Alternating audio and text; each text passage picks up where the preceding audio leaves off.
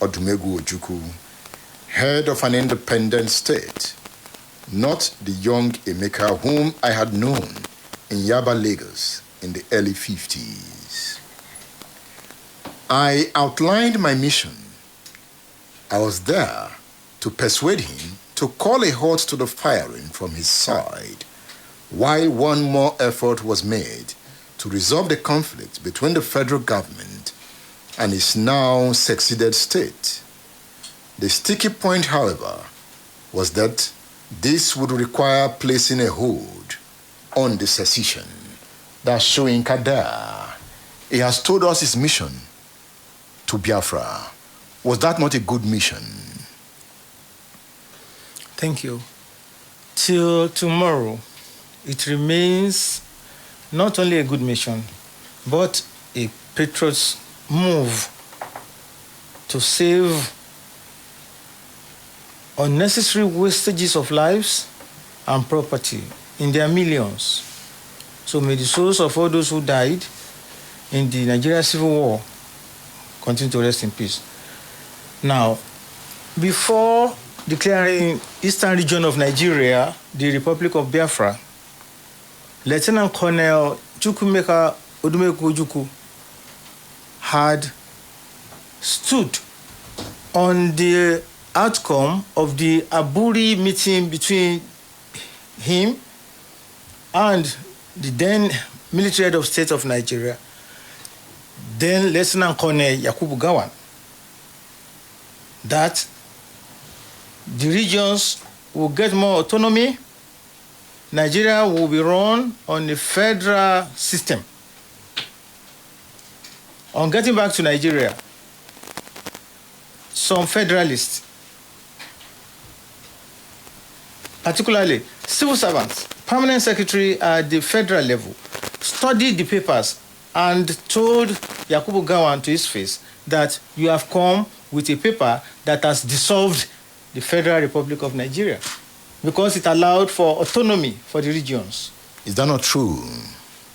Everything about Nigeria in the past, very true and relevant as we speak today, Saturday, 1st of May, 2021. The Federalists were led by the immediate past Oba of Benin, Oba Radio. Ikwa Polopolo. He was then a federal permanent secretary. So he was among the team that studied the paper brought from Aburi, Ghana. And they told Gowon, sir, you've sold out Nigeria. It's just a moment of a strike of the pen. Bye-bye, Nigeria. So he asked, what should we do? They said, don't abide by this agreement. And that was the main cause of the war. Ojukwu said on Aburi we stand. That is it. Aburi is available now on the streets, social media, for those who are not born in 1966-67 to study. Because the agreement was, let us go back to the founding fathers' agreement that the regions will control certain aspects of their resources, talent, and vision. So we come to the federal level on basis of equality, which had been overturned by the May 21 decree of 1966 of Major General JTU Agui Ironsi. Agui Ironsi turned Nigeria from federation to group of provinces, whereby civil servants can be taken from Okigwe to Ikire or to Kaura Namuda on transfer. So the Hausas, the Northerners, look at themselves and said, what is our percentage at the federal level? What is the level of our education to compare to the South? And they said, this is bringing to light the forecast of Dr. Nnamdi Azikiwe. I quote Azikiwe now. It's only a matter of moment that Nigeria will be controlled by the Igbos. Now, the Aburi confusion led us to war. Did you say confusion? Yes. Okay. I said confusion. Yes, you have it right. Because if you ask some federalists, they will tell you That they did not back out of the agreement. That Ojukwu misinterpreted the agreement. No. Ojukwu was prepared for Aburi. Do you wonder why Gowon and others were not as prepared as Ojukwu for that meeting? Excuse me, please. With due respect to the person of General Yakubu Gowon, today is a PhD holder in political science, obtained from Warwick University, United Kingdom. With all due respect to him, as at the time of the crisis, 1966, 67, 68, 69, until it was toppled, I'm sorry, Yakubu Gowon was, far below the academic level of Lieutenant Colonel Odumeko Ojukwu. Ojukwu was an Oxford graduate. Man, King's College, Lagos. Oxford University, MA. He also went to Epsom College in London. Oh, God. And he was a rugby player for his school, UK. So, I'm sorry, Ojukwu did not see Gowon as his mate. They said he took all of them to the cleaners. They were just listening to him at the discussion in Aburi. Ojukwu was prepared. Ojukwu had set up a cabinet and they had developed papers for presentation at Aburi. I'm sorry to say this. 80% of those who went to Aburi went on a jamboree. They thought it was that easy. Ojukwu, welcome. We are brothers. Let us forget our differences. No. He said, no, please. This is a serious matter. He was just opening his briefcase. Paper 1, paper 2, paper 3, and they were just looking at him. So the unprepared Gowon could govern Nigeria for 9 years. An unprepared leader. Excuse me. Okay. For the sake of history and the academia and grassroots people, my people, grassroots, listening to us, I will have to be empirical, as always. I will mention names, days, and places, because not many people were born 1966, 1967.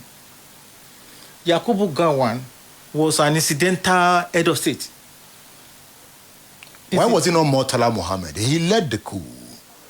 The Murtala Muhammad, again, with due respect to all these people I'm mentioning, that is why those of us who are living must be careful about history, posterity, because history does not spare anybody. Murtala Muhammad was a hothead with temper. So the northern people met after the January 15, 1966 coup, which, if we analyze it today, was one-sided. The losses were many in northern Nigeria, western Nigeria, 0 level, eastern region. Does that make it an Igbo coup? No. The man who came out as the leader of the coup, Major Chukwuma Kaduna Nzegu, was not Igbo. He is from Okpanam. Okpanam is Igbo. Just that on the other side of the Niger. Thank you. But today everybody is claiming autonomy. I sent you about 2 weeks ago my tribute to Eddie Okonta. Yeah. When Eddie Okonta was alive, the king Obi of trumpet, many people thought, Obi Okonta, Eddie Okonta, Igbo now. No, Onisha Ugbo, the area you are referring to. Good. So Nzeogu himself was not the architect of the coup. The architect of the coup was that Nigerian who first won a medal. Ifajuna. Thank you. Of the former University College Ibadan. Yeah. Thank you. I interviewed I pray he's still alive. I interviewed the surviving major of the 5 majors who carried out the January 15, 1966 coup, Major Ade Moyega, for my program, Speak Out, on NTA Ibadan. Then it was NTV, sometime in 1981. And he wrote a book. Why We Strong. Thank you. So the facts are there. It is not an Igbo coup. But in the execution, officers who are allotted to carry out operations in the eastern region of Nigeria developed cold feet. So the Premier of Eastern Region, Dr. Michael Iyanatu Okpara, escaped because he was hosting Archbishop Makarios of Greece, who was in Nigeria for the Commonwealth Conference. One of the reasons that led to the assassination of Tafawa Balewa, they said Nigeria was burning and you are calling a conference to resolve the issues in the former, what do they call it then? South Africa today, Rhodesia. Zimbabwe. South Africa, the original one where Ian Smith was their prime minister. Yes, that is Zimbabwe. Good. Today's Zimbabwe. Thank you. So, they carried out the coup, January 15, 1966. And when the final result came out, Prime Minister Northerner assassinated, Finance Minister Kotiebo, Midwest or Bende region, assassinated, Premier Ladoke Akintola, Yoruba, assassinated, Premier Ahmadu Bello, Northern region, assassinated, Colonel Malamari, assassinated, Brigadier Ademulegun, assassinated, Colonel Kor, assassinated, Northern and Western region. Let's be fair. But it was not the intention of Nzogu to be partial. The men that were kept in Lagos to take out Aguiyi Ironsi developed cold feet. Aguiyi Ironsi was saved by the fact that he went to a party and he returned home late at night. They were there in his barracks. So they wanted to get him too? Oh, he was. The head of the military, otherwise they wouldn't take control of the army. Okay, let's assume Igbo officers, majorly Igbo officers, executed the coup. Yes. It took another Igbo officer in Kanu, Odumegwu Ojukwu, to stop the coup. Thank you. Ojukwu had always been ambitious. Ojukwu, when he returned from the university, told his father that he wanted to join the army. And the father said, on his deathbed, will you go to the army? I want you to go to the civil service. With this master's degree, you will rise to the top. Ojukwu refused. But just to listen to his father, he took the civil service form and they posted him to Enugu. That was where he first met Lieutenant Colonel Adekunle Fajuyi, because he wanted to romanticize with the army, his ambition, his love. Eventually, Ojukwu had to go to the north to be recruited as a sergeant. He didn't present his certificates because he knew his inner intention would be to get to the army and take power one day. He has always loved power. Oh, he loved it. He stopped Nzogu's coup in the north. Yes, he did. Aguiyi Ironsi stopped the coup in Lagos. Yes. Both Igbo men. Yeah. And they got Nzogu to come. Nzogu wanted to fly to Lagos and finish the job. Yes.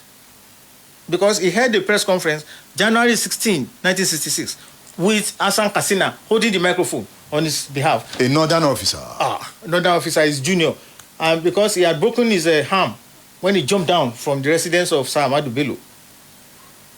And his intention was to come to Lagos, finish the assignment that some people ran away from, and take power. And as he said, they wanted to rule for just 6 months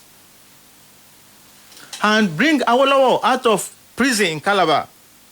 He installed him as the prime minister, and the army will give him backing with muscle that what you have turned Western region to, now turn Nigeria to. And immediately Awolowo stabilizes. Nzogu wrote this down.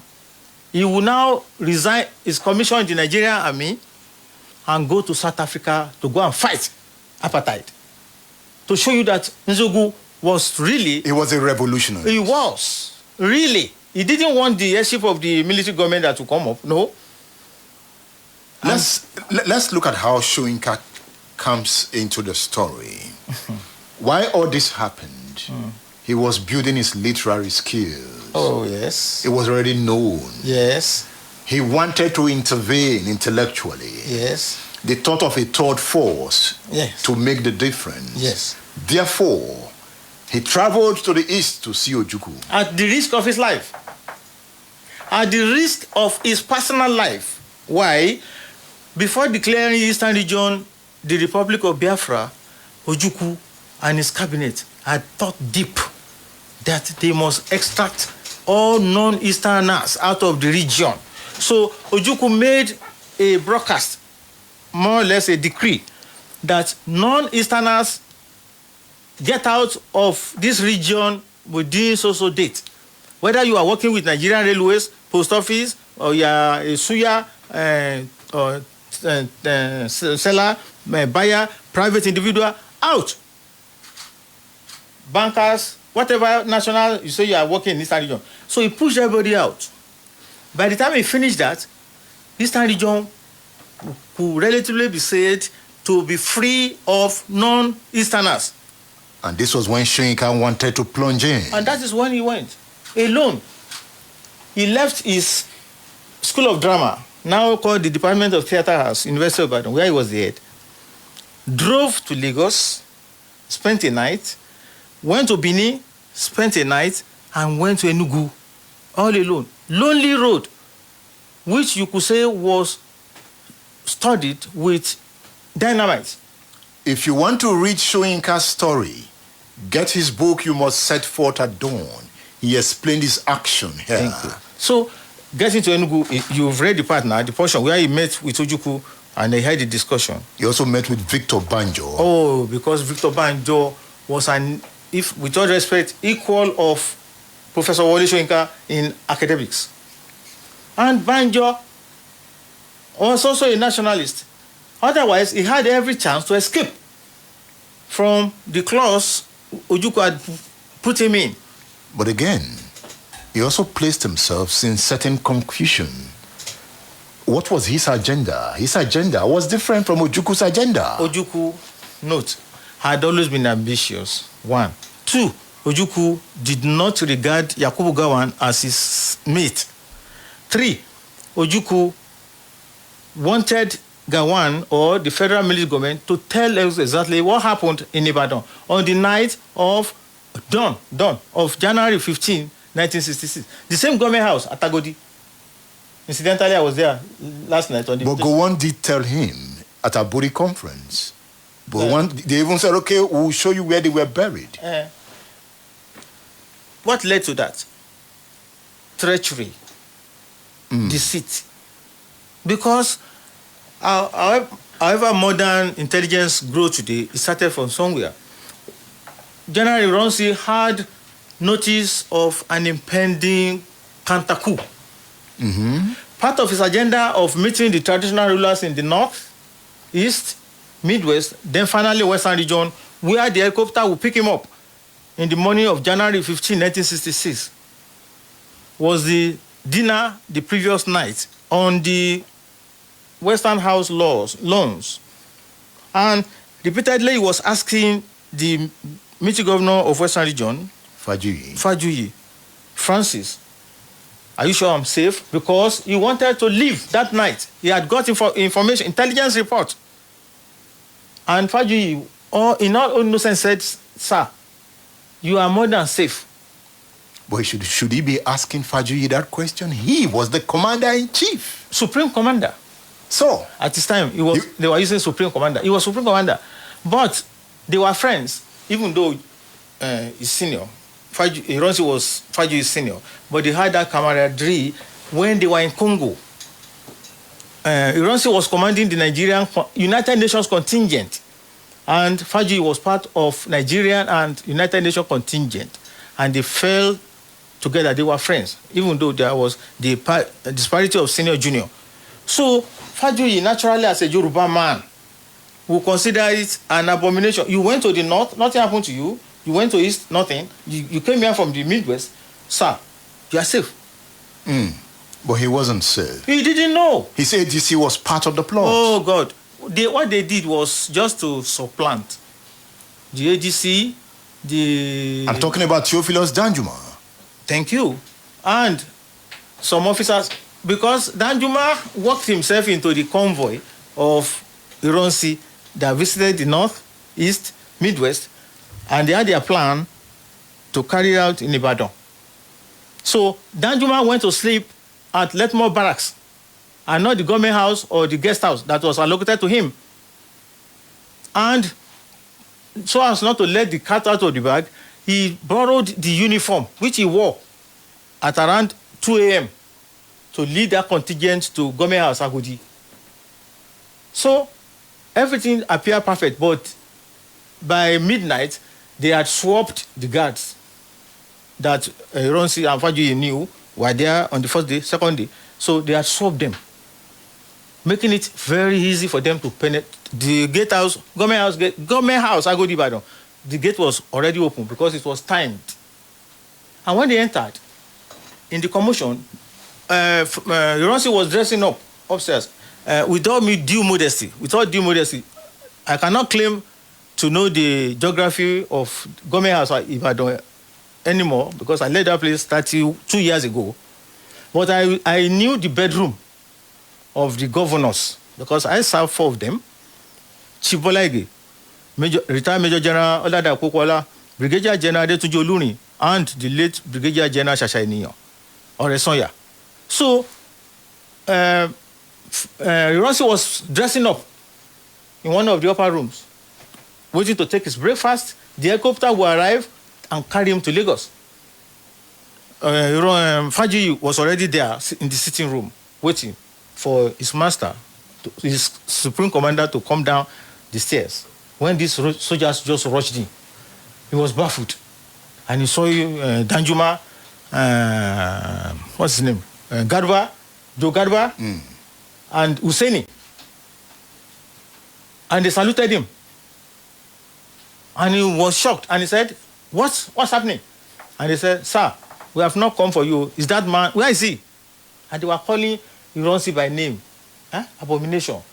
British trained officers. He said, what? Ironsi was hearing the commotion upstairs. So he died Lagos. And who was to take it in Lagos? The Chief of Army Staff, Lieutenant Colonel Yakubu Gowon.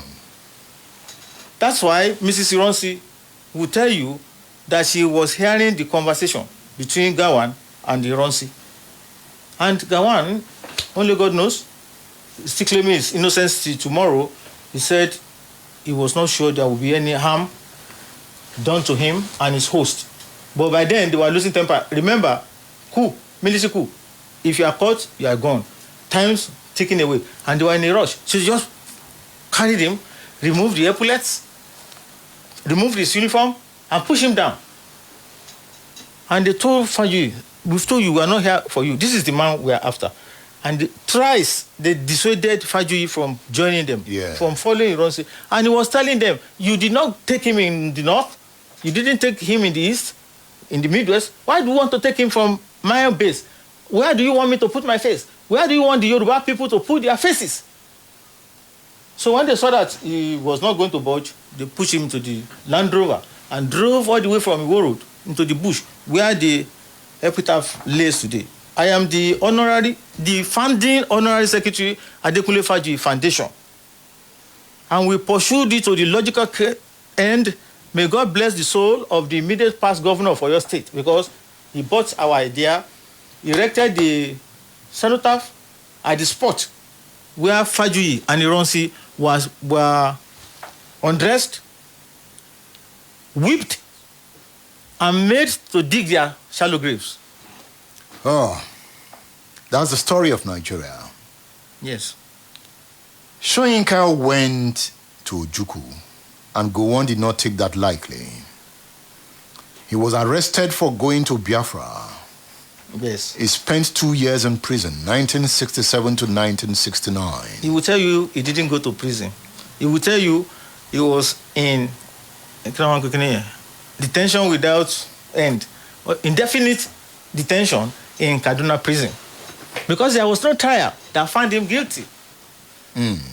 He was clamped in detention, and that's what brought the first instance of me, humble self, and Professor Wole Soyinka, then Mr. Soyinka, as at that time, into contact. My father bought me a transistor radio set in 1963 when I was in primary 6 as a present for my leadership, thank God. I entered secondary school, 1964, Form 1, African Church Grammar School, Apata Ganga, Ibadan. I had a classmate and friend. We bought a copy of Daily Times every day from our pocket money, and I had my transistor radio set. So you must come to me and Alan for the latest date and updates in world affairs. Lo and behold, Daily Times that morning, we bought it. Blazing headline: Wole Soyinka will remain in prison as long as the war lasts. Gowon, our hero. Because Soyinka has been my hero from 1960. So what's his offense? I read the full story. They didn't say any offense. What is the indefinite detention? He went to Biafra. That's an offense. To me, till now, I don't see it as an offense. He went to discuss with the enemy. No. Now, why are we saying Nigeria is one? He went to plot a third force. Which force? Didn't Ojukwu contest as senator in Nigeria? Nigeria is a big lie. A big lie? Yes. Ojukwu came back and National Party of Nigeria wanted to score a cheap point, granted him asylum. If you saw the crowd that welcomed Ojukwu at Ikeja Airport, put that one aside. Ojukwu was persuaded to come and contest for senatorial seat under the platform of MPN. It was part of the deal he signed before he was allowed back into the country. That's part of the Remember, lie. he went on exile to Cote d'Ivoire. Nigeria is a big lie. Lie, L-I-E. Oluyelekan Alabi's on State Affairs. We'll be back after this break. Don't go away. State Affairs with Edmondo Bilo is live. Splash FM 105.5. At Splash FM, we believe that the business of broadcasting in today's society should not only be about information dissemination, but ultimately about the quality of those who do the job. Our next agenda is to restore and consolidate the integrity of broadcasting, to train, to equip, and to mentor the next generation in the art and science of broadcasting, leveraging over a decade of excellence in the industry. Anticipate. Do you know that you have the right to quality broadcasting? The National Broadcasting Commission says any person, group of persons, or organization aggrieved by the content of a broadcast or the conduct of a broadcast station may lodge a complaint to the station and all right to the Director General, National Broadcasting Commission, number 20, Ibrahim Taiwo Street, Asokoro, Abuja, or send a mail via info@nbc.gov.ng. Please ensure that your complaint includes name of the broadcast station, title of the program, date and time of broadcast, and essence of the complaint. Also remember to include your name, address, telephone number, email, and append your signature. Note that your complaint must reach the NBC within 14 days of the queried broadcast. NBC, your right to quality broadcasting. You just be the best performer. Thank you. In person. With almost 100,000 Instagram followers and over 100,000 followers on Twitter. Wow. And more than 250,000 followers on Facebook. Our followers are our greatest assets. Join our social media family for breaking news, daily information, and giveaways. On Instagram and Twitter at Splash FM 1055. On Facebook at www.facebook.com/Splash FM 105.5. Splash FM 105.5. State Affairs with Edmondo Bilo is live.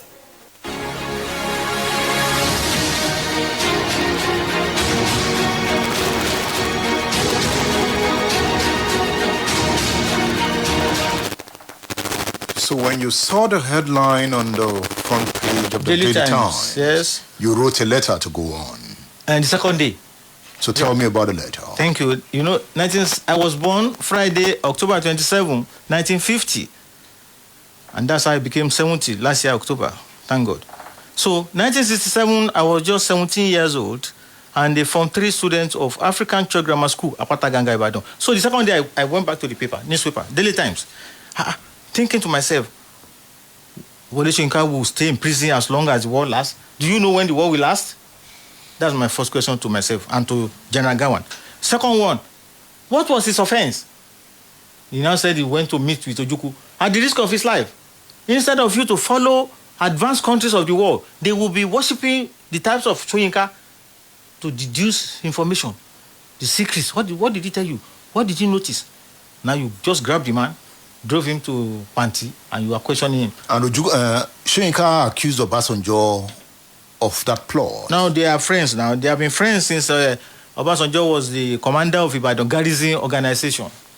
Because Soyinka, when he came back from that trip, went to see Obasanjo. That's another story. So, I took Kinongpe, Ajako, because we were on break. School. Our school was on break. So I was home. And where I was home and still home, Ile Ekene Ajengbe, SW1/131, we are the owners of Iponriku Masquerade, one of the 5 leading masquerades in this town. Ibadan, Kabiyesi Alayiluwa, Oba Olubadan, Adetuji, Ajegunso, Manimon Python. So I bought what they call Ajako writing sheets. 3. 1, first letter was to General Yakubu Gowon, head of state, Dodan Barracks, Lagos. I introduced myself. I am so, from 3 student, African Church Grammar School, Apata Ganga Ibadan. Paragraph 2. Sir, I read the headline story yesterday in the Daily Times, where you are quoted as saying that Wole Soyinka will remain in prison as long as war lasts. Sir, I don't think this is fair. 3rd paragraph. I want to beg you of 2 favors. Please release Mr. Soyinka or take him to a court of law. Thank you. Signed. Posted. At the same Ojaba post office. Posted. Soyinka, same paragraph. But this time, Mr. Wole Soyinka, care, chief warder, Kaduna prison, Kaduna. Same intro. 2nd paragraph. Sir, I've read yesterday's Daily Times headline front page where the head of state said you will remain in prison as long as the war lasts. I've interfered on your behalf to the head of state that I don't consider this action as being fair. Where did you get that gut from as a secondary school student? Where did I get the gut from? I've always been asked that question since it became known that I wrote Soyinka, and I always say it's due to my progeny and my destiny. And by progeny, I mean my ancestry. I am the 4th traditional chief in my family. Our progenitor, Omolaja Ekene Ajengbe, was Ekene Balogun of this town. His son, Suberu Ajengbe, was Ekene Balogun of this town. Their son, Asani Oyinlola, was Agba Akin Balogun, and they fought in all Ibadan wars. Suberu Ajengbe fought in the 1840 Oshogbo War, where they drove these Fulani jihadists far back to Ofa. Then my paternal grandmother was the woman leader of NCNC in this town under Adogoke Adelabu. Adelabu would come to our house. Little as I was taken to Adelabu. So my grandmother, who will be 55 years, tomorrow will be the 55th year of her passage, was always asking me, sit down. She will brief me about my ancestry, their exploits, and what she stood for. Those were real politicians. They were not taking money for any party leader then. So I would say my consciousness rose from that time until 1964, when we got to African Church Grammar School, Form 1. And it was dinner all night was Eko and Efo, Eko and I was enjoying it as an Ibadan boy, Eko and Efo, until some Ijebus, Igbos, Lagosians in the boarding house said, no, enough of Eko and Efo, because we were next to Government College. And there were brothers and friends in Government College when they interacted. And we were hearing what Government College boys were taking for dinner. Chicken, rice. So there was a protest led by Senior Ogume Khan, which we joined. And we were singing, Wow Je, Eko, until the school changed our menu. So everybody must fight for justice, right, freedom. That was what you did on behalf of Soyinka. Then it was in one's blood, though. In the name of justice. Oh, that's it.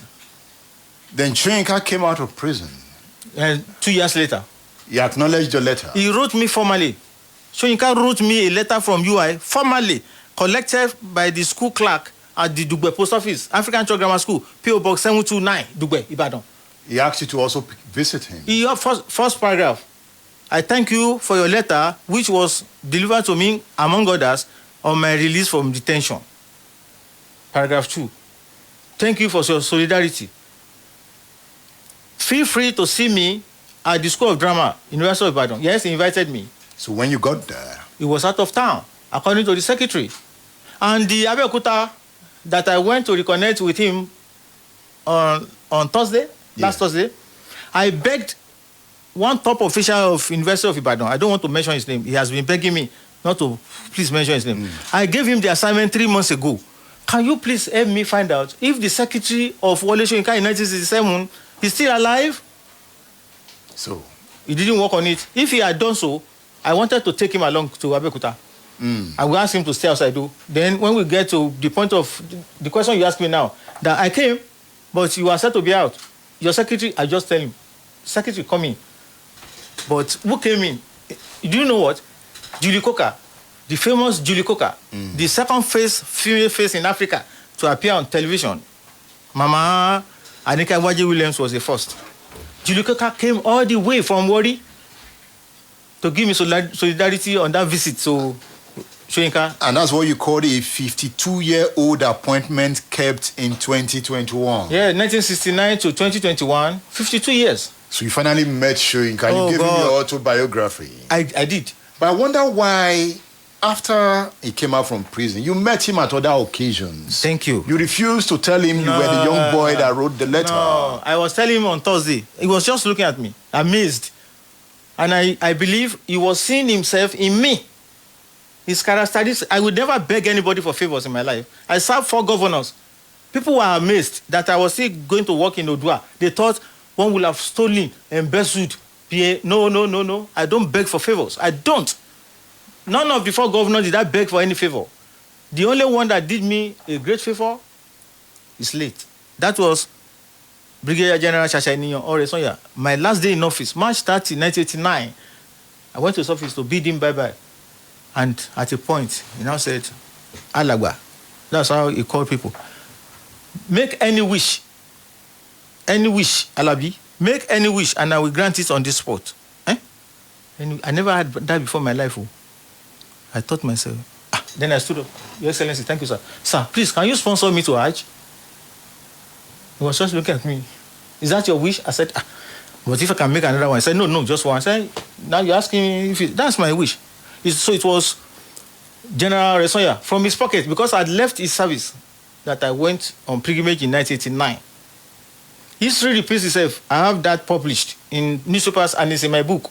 History repeats itself. You know, I loved your ability to keep records. Thank you. It shows the super journalist in you. Thank you. You too. I was going to commend you because yesterday was Federation of Independent Freelance and Independent Broadcasters of Association of Nigeria, National Day, yesterday. I was the chair at Yinka Ayefele Music House. And when they asked me to make my remark, I told them, please don't enter the studio without a script.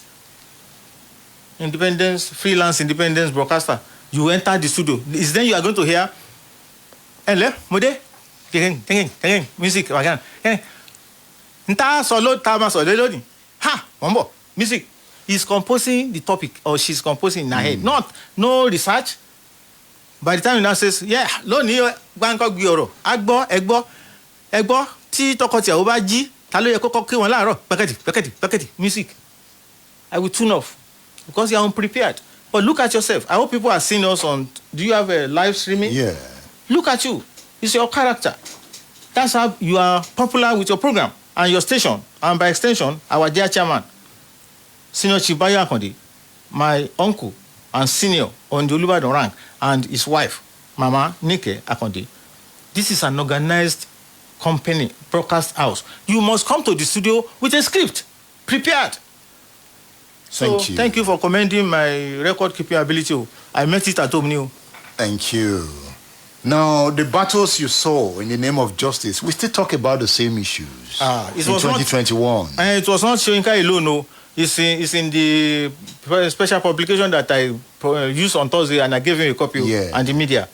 I fought for Muhammad Ali, the greatest boxer in the world, 1970. There is a Ring magazine. I don't know whether they still produce it. And they put a page there. They said we should put our name, country, all the details. Why do you think Muhammad Ali's license and crown should be returned to him? Ali didn't want to go to the Vietnam War. He didn't want to go and fight for America. Which I supported and still support. He said, I am a Muslim. My religion forbids me to fight a war So the people now saying they are doing jihad, they are not genuine Muslims. He said, my religion does not teach me to fight a war. You must leave everything to God. But he said it was a draft dodger. So we sent in that form to World Boxing Council. And it was overwhelming. So Muhammad Ali went and took a lawyer and they went to court. Supreme Court of US now said World Boxing Council return Muhammad Ali's license and crown. Ditto for June 12th. Even though MKO was my mentor and friend, as you will say. And many others. People should fight for freedom for others. And you will not give up fighting. By the grace of God, I have a destiny which must be fulfilled by the grace of God Almighty. Because it's not my self-interest. So these instances you are quoting, meeting Soyinka, and I never worked, the first after the 1969 episode was when he was going to do audition for his film, Kongi's Harvest, at a Kongi Club. I went, and we were lined up. And I passed the first screening, but the second one, they didn't pick me for the film. When I eventually got back to school, and people they said, woman, you should have walked to him now, instead of queuing for audition, that you are the, from 3, me, I never begged for favors. We just have to go. Oh, God. Let's go. But before I go, I want to substantiate my claim of saying Nigeria is a big lie. Please, listen to Tafawa Balewa, Nigeria's first prime minister, in 1948. I quote him, since 1914, the British government has been trying to make Nigeria into one country. But the Nigerian people themselves are historically different in their backgrounds, religious beliefs, and customs, and do not show themselves any signs or willingness to unite. Nigerian unity is only a British invention. Tafawa Balewa, 1948. Yeah. Okay. Now listen to Nnamdi Azikiwe, 1964. It is better for us and many admirers abroad that we should disintegrate in peace and not in pieces. Should the politicians fail to heed this warning, then I will venture the prediction that the experience of the Democratic Republic of Congo will be a child's play if ever it comes to our turn to play such a tragic role. Nnamdi Azikiwe, 1964. Obafemi Awolowo. Nigeria is not a nation. It is a mere geographical expression. There are no Nigerians in the same context as there are English, Scots, and Welsh. Okay. 1947. Oloye Lokan Alabi. Yes. Thank you for featuring on State Affairs. Thank you for inviting me. Oloye Lokan Alabi is a Kefa Olubadan of Ibadan land and the first cultural ambassador of the National Museum and Monument, Ile-Ife. I am Edmund Obilo. Thank you for listening. Thank you.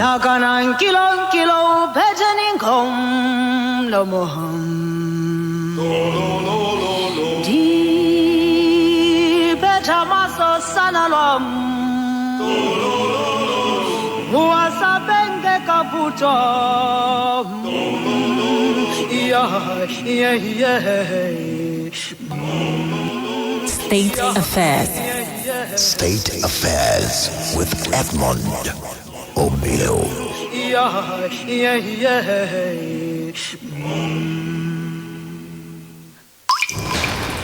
Don't dare touch that dial. It's Splash 105.5 FM, your integrity station.